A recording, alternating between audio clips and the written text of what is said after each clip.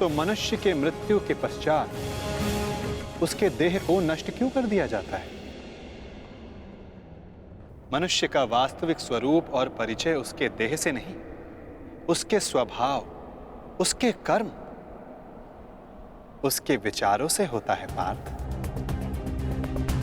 जब मनुष्य का देह नष्ट हो जाता है, इस संसार में नहीं रहता, तो मनुष्य के कर्म और उसके विचार उसका परिचय बनकर इस संसार में रहते हैं पार्थ। मनुष्य का जीवन केवल 20 दृश्य और अदृश्य पदार्थों का संगम है, परंतु फिर भी सबके विचार, सबका चरित्र भिन्न है। क्यों माधव? जब उत्तम समान है तो सब में अंतर क्यों? कारण है 3 गुण, रजोगुण, सत्वगुण और तमोगुण। ये 3 गुण क्या है माधव? तमस का अर्थ है अंधकार, अर्थात प्रकाश का अभाव।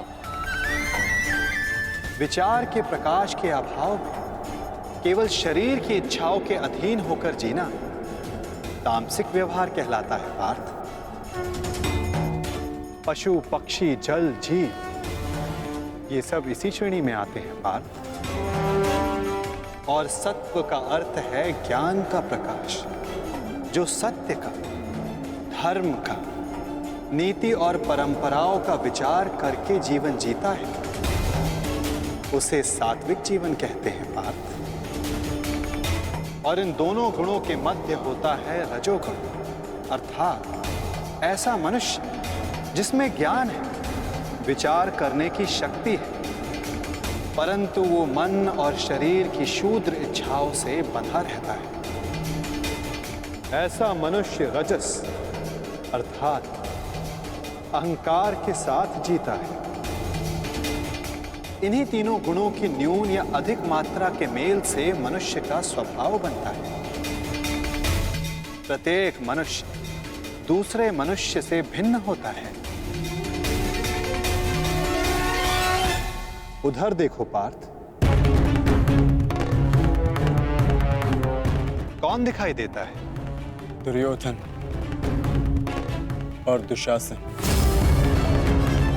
अब दुर्योधन के भीतर स्थित गुणों का विश्लेषण करो पार्थ। धर्म जानते हैं, परंतु उसका वहन नहीं करते। अहंकार इनके जीवन का केंद्र है, अर्थात तमस की मात्रा न्यून है और रजस गुण की अधिक, और सत्य तो बिल्कुल भी नहीं। और दुशासन, उसने सदा केवल अपने ज्येष्ठ का आदेश माना है, स्वयं का कोई विचार नहीं। इसलिए उसके मन में केवल तमस गुण है। अब महामहिम को देखो पार्थ, सत्व के साथ तमस के अद्भुत मेल को देखो। उनमें अहंकार नहीं है, परंतु पुरातन परंपरा और प्रण से बंधित है। आवश्यकता पड़ने पर भी परंपरा का त्याग नहीं कर सकते। और उधर आचार्य द्रोण को देखो पार्थ, ज्ञान और अहंकार का संगम। ज्ञान उनको मुक्त करने को आतुर है, परंतु अहंकार उन्हें मुक्त होने नहीं देता।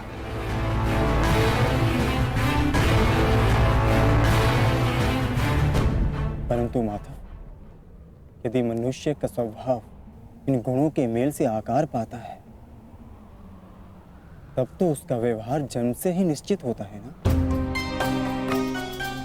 सिंह का गुण है कि वो मृग का आखेट करेगा ही, भयभीत करेगा ही। उसी प्रकार मृग का भी गुण है कि उसे सिंह से भयभीत होना ही है। यदि किसी का अपराधी और अधर्मी होना निश्चित है, तो फिर हम क्यों किसी के कर्मों की प्रशंसा करते हैं? क्यों हम किसी को अपराधी मानकर उसे दंड देते हैं? क्या आवश्यकता है किसी के नाश की? क्या आवश्यकता है किसी के प्रतिकार की? उत्तम प्रश्न है पार्थ। परंतु मनुष्य का कर्म जानने से पूर्व यह समझ लेना आवश्यक है कि मनुष्य वास्तव में है क्या। क्या मनुष्य केवल पंच महाभूतों का मेल है? नहीं, मनुष्य केवल पंच महाभूतों का, पंच पदार्थों का, पंच ज्ञान इंद्रियों, पंच कर्मेन इंद्रियों और 3 गुणों का मेल नहीं। इन 23 गुणों के अतिरिक्त भी एक शक्ति है जो मनुष्य को विचार करने की, धर्म और कर्म समझाने की, उसको भिन्न बनाने की शक्ति देती है, और वो शक्ति है चेतना। इन 24 तत्वों का मेल ही प्रकृति है पार्थ, जो मनुष्य योनि नामक यंत्र में वास करती है। पुरुष अर्थात परमात्मा का अंश। जब पुरुष और प्रकृति अर्थात आत्मा और परमात्मा का मेल होता है, तभी जाकर मनुष्य का देह जीवित रहता है।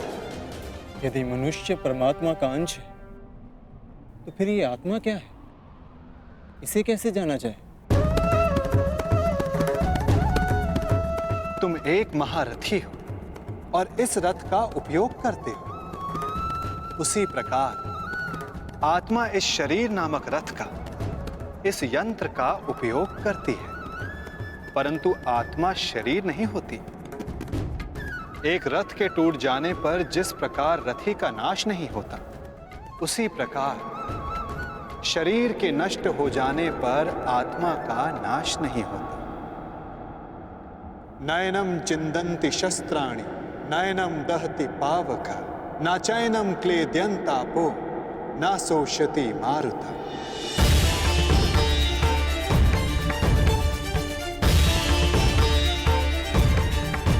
आत्मा को ना कोई शस्त्र छेद सकता है, ना अग्नि उसे जला सकती है, ना जल उसे डुबो सकता है, ना वायु आत्मा को सुखा सकती है। आत्मा अजर है, आत्मा अमर है, अमर है, अमर है, अमर है। आत्मा शरीर से जुड़े होने के पश्चात भी वो शरीर से अलग है। ना हन्यते हन्यमाने शरीरम पार्थ। शरीर की हत्या की जा सकती है, परंतु आत्मा की हत्या नहीं की जा सकती। वो अचल है, स्थिर है, वो सनातन है, सर्वव्यापी है।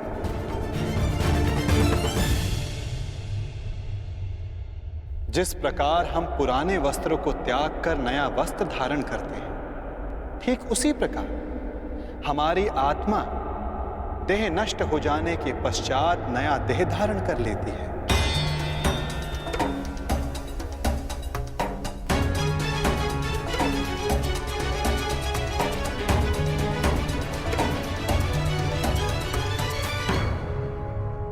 परंतु स्वयं को देह ना जानकर मैं आत्मा को कैसे जान सकता हूं माता?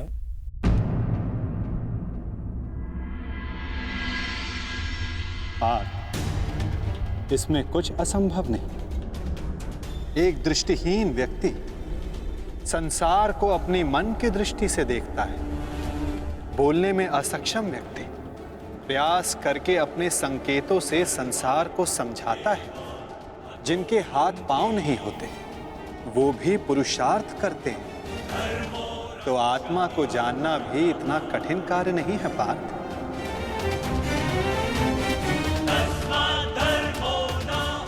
जिस प्रकार मूर्छित होने पर शरीर गिर जाता है, कुछ करने योग्य नहीं होता, परंतु जीवित रहता है, उसी प्रकार आत्मा से अनजान व्यक्ति मूर्छित शरीर के समान होता है। वो जीवित रहता है, परंतु कर्म और धर्म को समझ नहीं पाता। जो मनुष्य अपने भीतर जाकर उस परमात्मा के अंश की खोज करता है, वो जान जाता है कि वो केवल इंद्रियों का संगम है, केवल ये शरीर नहीं, केवल भाव नहीं, वो स्वयं को आत्मा के रूप में पहचान लेता है।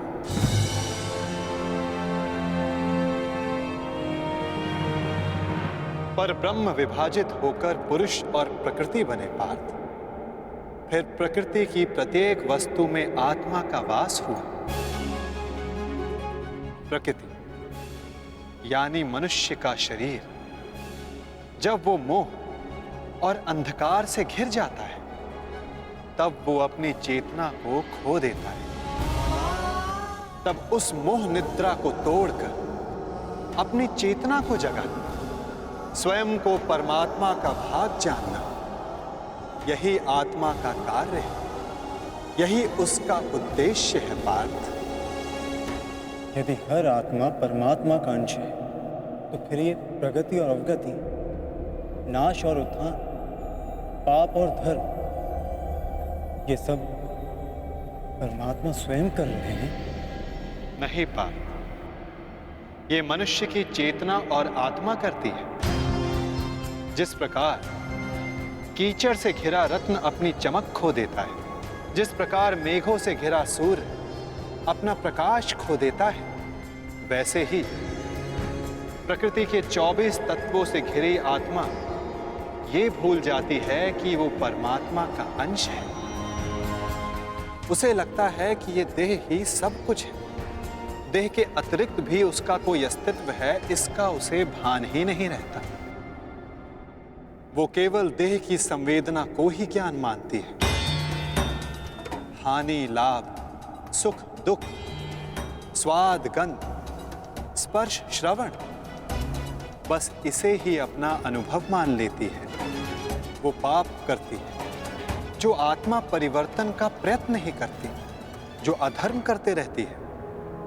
उसको जागरूक करने के लिए दंड देना अनिवार्य होता है पार्थ। उसके जागरण के लिए युद्ध अनिवार्य होता है।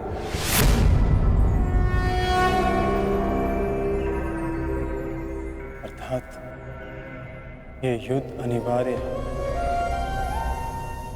मैं शरीर नहीं। हाँ पार्थ, तुम भी ये शरीर नहीं, तुम भी आत्मा हो। और इस युद्ध भूमि में खड़ा प्रत्येक योद्धा वैसा नहीं जैसा तुम उसे जानते हो। वो सभी आत्माएं मोह, अहंकार और अंधकार से घिरी हुई। कुछ समय के लिए आत्मा इनके शरीरों में वास कर रही है। शरीर मरेंगे, किंतु सब अमर हैं। अपनी अपनी देह को त्याग कर सब नया शरीर धारण करें, और बार बार तब तक ऐसा होता रहेगा जब तक आत्मा से मोह और अहंकार का आवरण नहीं हट जाता, जब तक वो स्वयं को पवित्र आत्मा, शुद्ध आत्मा के रूप में नहीं जान लेती और अधर्म का त्याग करके धर्म में दृढ़ नहीं हो जाती। और जो मरेगा उसे फिर से जन्म लेना होगा।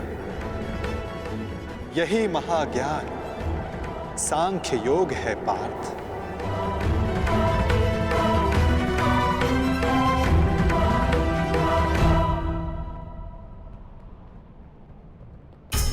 जब मनुष्य स्वयं को परमात्मा के अंश के रूप में जान लेता है, तब उसे ज्ञात हो जाता है कि सृष्टि ही परमात्मा है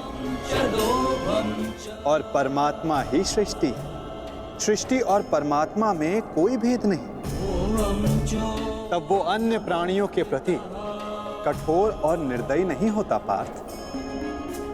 यदि जीभा दांतों से कट जाए तो पीड़ा केवल जीभा को नहीं होती, समग्र शरीर उसकी पीड़ा अनुभव करता है। ठीक उसी प्रकार स्वयं को आत्मा के रूप में जानने वाला सारे संसार की पीड़ा को स्वयं अनुभव करता है और उनके सुख में आनंद भी मनाता है पार्थ। जब तक इस संसार में एक भी मनुष्य को पीड़ा है, तब तक वास्तव में किसी का भी सुख संपूर्ण नहीं होता। और इस सत्य को जानकर मनुष्य का हृदय, मनुष्य का मन करुणा से भर जाता है। करुणा ही धर्म है पार्थ। जिस मनुष्य पर तमस गुण छाया होता है, वो निर्दयी, कठोर और स्वार्थी होता है। वो अपने सुख के लिए दूसरों को दुख देता है, परमात्मा की ओर गति नहीं करता।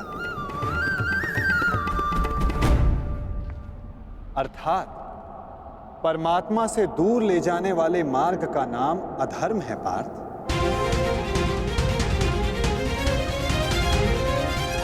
अर्थात अधर्म तो अज्ञान का दूसरा नाम है माधव। परंतु अज्ञानी और अपराधी में अंतर नहीं होता। क्या अज्ञानी के लिए दया आवश्यक नहीं है? उन्हें दंड देना कैसे उचित है?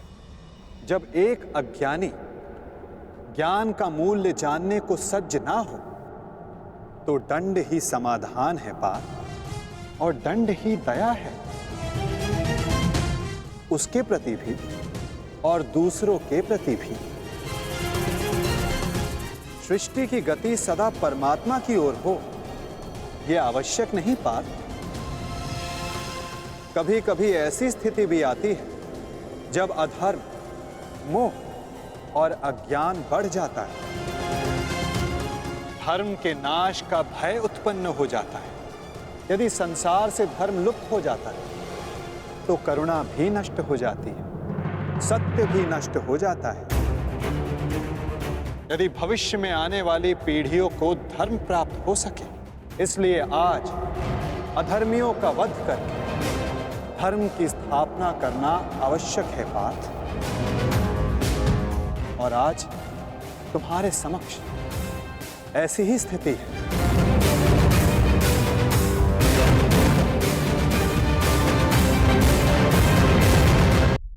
अपनी निर्बलता त्यागो पार्थ और युद्ध के लिए सज्ज हो जाओ।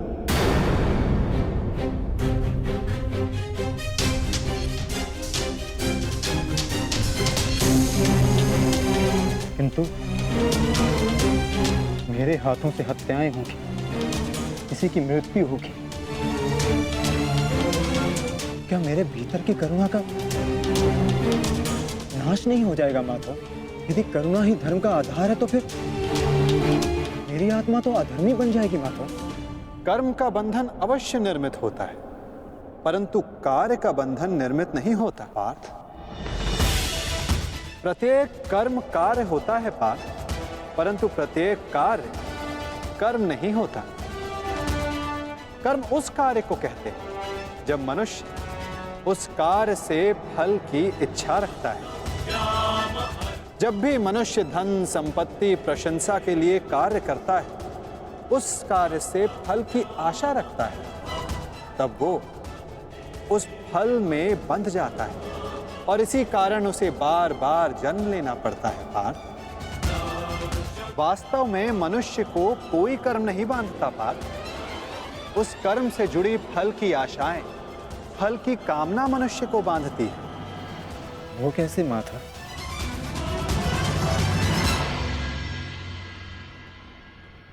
यदि तुम्हें इस युद्ध में विजयी होने की आशा है तो पराजित होने पर तुम्हें भीषण दुख होगा पार्थ। वो दुख तुमसे कुकर्म करवाएगा और उसके फल के लिए तुम्हें दूसरा जन्म लेना होगा। और यदि तुम्हें विजय प्राप्त हुई तो वो तुम्हारा अहंकार बढ़ाएगा और उस अहंकार से तुम्हें विश्व विजयी बनाएगा, हत्याएं करवाएगा। उसका पाप तुम्हें बांधेगा पार्थ। तनिक विचार करो पार्थ। यदि इस युद्ध में तुम विजय होने का मोह त्याग दो, पराजित होने का भय त्याग दो, तो बताओ पार्थ, इस युद्ध के पश्चात तुम्हें दुख प्राप्त होगा या सुख?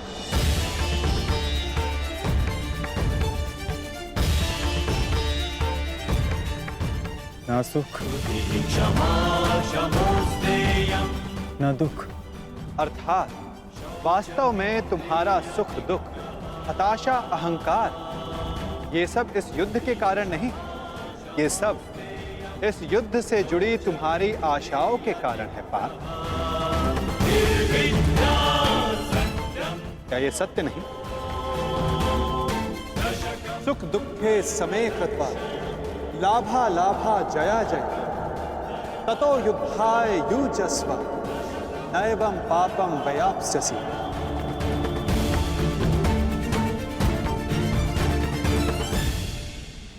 पार्थ, सुख और दुख को समान मानकर हानि और लाभ का विचार किए बिना यदि तुम ये युद्ध करोगे पार्थ, तो तुम पाप के भोगी नहीं बनोगे।